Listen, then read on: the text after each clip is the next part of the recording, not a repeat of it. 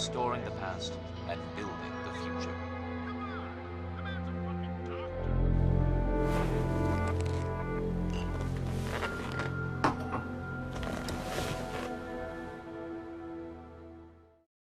Deus Ex: Mankind Divided. A pretty long game for the type of game that it is. Mm-hmm. It Than was the average literally person. twice as long for me than it was for you. Yeah, so what happened? What were you doing? I have certain tendencies with a game like this. An RPG that allows you to live out the power fantasy of invading everybody's privacy and stealing everything that they value with your invisibility and your hacking skills naturally is going to encourage me to go through every nook and cranny of the environment and search through everything. Pretty much as soon as I went into a new setting, I would start scouting out the perimeter and looking at all the things that I can infiltrate. The majority of my experience was not story related in any way. Yeah, so there's this main hub, Mm-hmm. right? We have Prague, Mm-hmm. which is where the game takes you back to multiple times in between missions. And you have free reign of Prague, essentially, Right. and that's what you did, Mhm. right? Yeah. So your game ended up being about 60 hours long. Yeah. To give a sense of the difference, my game, which I did I did every side mission. I found most of the stuff, the collectibles you could find. Mine was only 30 hours. Mm-hmm. So you somehow gave yourself twice the amount of time. Right. I got approximately the same rewards that you got. Like, I didn't really get anything extra from that. Yeah, you actually kind of got it ruined Yeah. in a weird way, right? Mhm. It actually doesn't really acknowledge your actions if they aren't story related. So if you pull a bank heist by yourself, that doesn't affect anything. Like, Adam Jensen, the main character, doesn't respond. Like, no one really acknowledges that you did these things. There's even an example later in the game that I won't spoil, but needless to say, there are a few moments in this game where people are not who you expect them to be.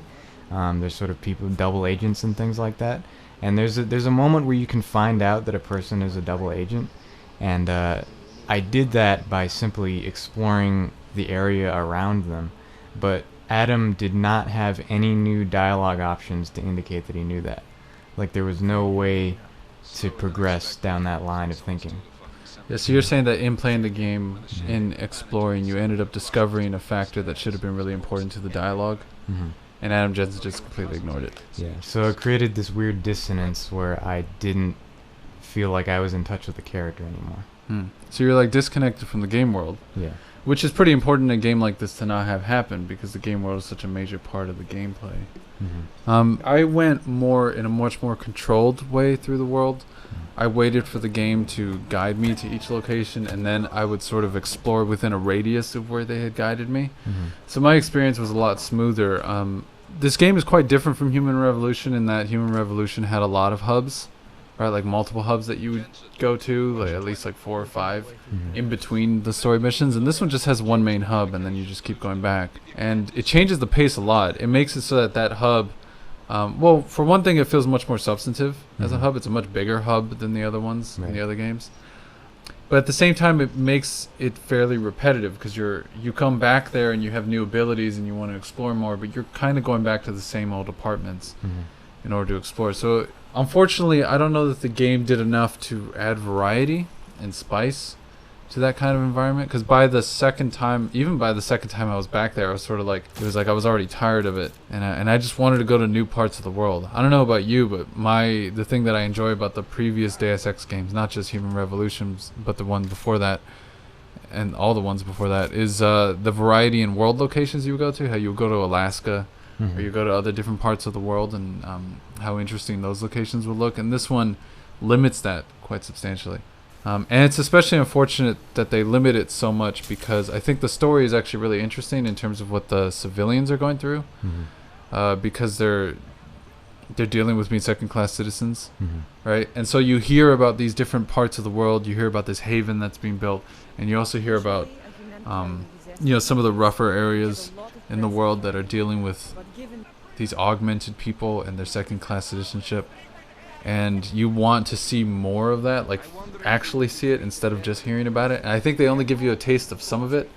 Like at one point you go to Gollum City, yeah. So you had been hearing about Gollum City, which is supposed to be this rundown favela type place for all these augmented, and you finally get to go there. And I was like, okay, cool. But I've been hearing about all these other places too, and you don't visit any of those places, and so it sort of feels truncated in that way. Okay, let's quickly talk about Breach. Breach is a mode that's in the game. We should bring it up. Okay, so you and I both tried it. We're not going to finish Breach. Yeah. Right. We did give it a shot though. We played for over an hour. I played like 2.5 hours. You played like an hour of Breach. And Breach is this little side mode. It's supposed to be like an arcade, almost like VR missions in Metal Gear Solid. It even has that look. I really, really wanted to like Breach.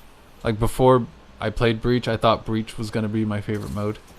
And I went in and found myself either frustrated or bored.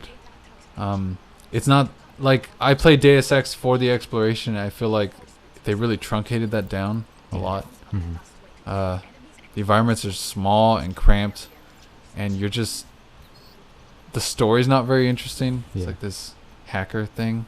I didn't like it. Yeah, well, it's hard to be motivated to use the same Deus Ex mechanics without any of this Deus Ex motivation, which is you're exploring. It's really not based on exploration. It's based on just like moving through an area and then getting back to the start.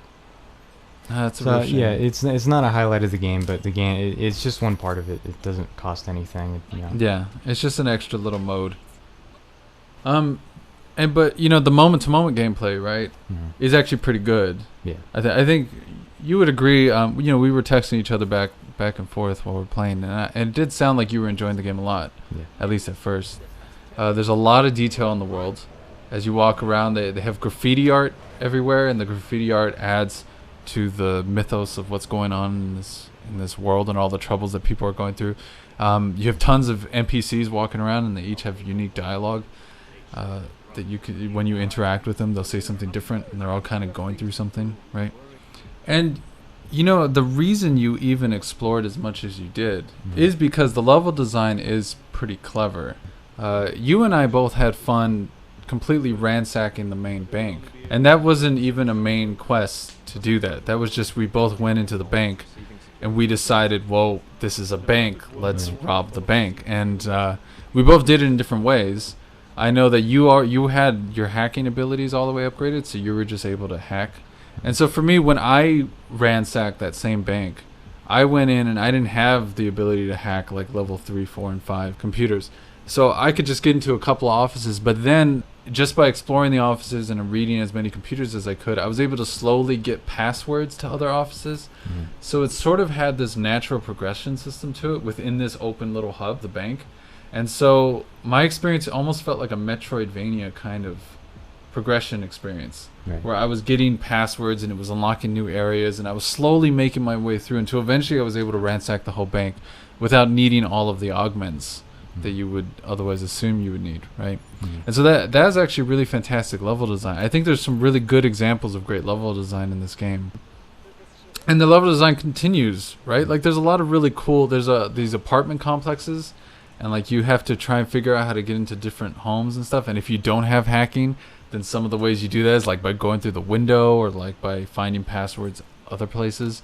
So it does reward you for paying attention if you want like that sense of self-reward. It maybe isn't quest fixated, but it is sort of like, okay, so if you're pushing yourself to explore, you will be able to make your way through this world, because we sort of designed it around every type of player that you want to be. I did have a lot of fun with the game. I really liked it a lot. I like that they try to have they try to fill the world with as much as they can. There's a lot to read, and that was probably my favorite part of the game. And that's one of the parts where if you're not doing just quests, you can get a lot out of just going through the world, exploring at your own pace, and just reading things. And taking in what kind of world that they have going on, all the technological arguments that they're having, and the arguments over like, what does this mean to have augmented people and all that. So I think in that way the game works really well. I don't know, you know what it is? I think I like the game and I really enjoyed playing it, but it doesn't feel very memorable to me. It's a bit of a, it's the kind of game that is sort of a distraction. It's like something to do for a very long time, and it's very dense all that time.